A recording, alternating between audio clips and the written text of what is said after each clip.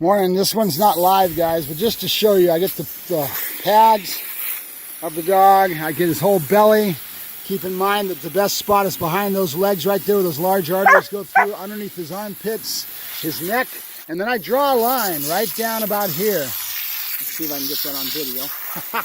Right about below the rib cage, okay? And I get everything on the body wet except his back. I do not wet the back down, and that's a big trick that I learned a long time ago that allows me to make sure that I am conscious and aware of that.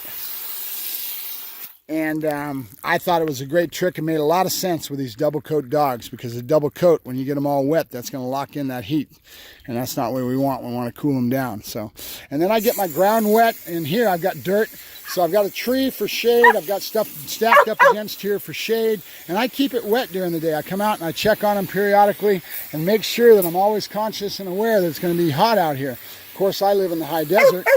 That being the case, I'm very aware of it. So we make walks through the kennel, and we're always constantly looking at our dogs and thinking about how hot they are. So keep it in mind. If I've got to pull them inside on a hot day, I will pull them inside, and I will put them in a crate. I will crate them.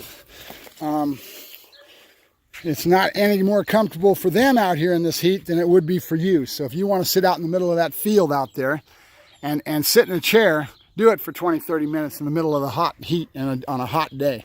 You're not going to let yourself do that. Why would you put your dog through that? So just keep it in mind. I've got to get Demas out here. This is my little shade for him.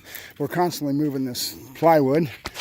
And this is holding pens. This isn't permanent. We just put them out here, and again, they get pulled inside or whatever it may be to make sure that we deal with the hot days. So, all right, I think I'm going to do another little video this morning. I don't know what I'm going to talk about with Loki's training, but we'll do that and try to get out here before it gets too hot. It's now about 7 in the morning. Not even that, probably. We went up very early this morning. The sun coming through the windows about 4:35. It was already like time to get up.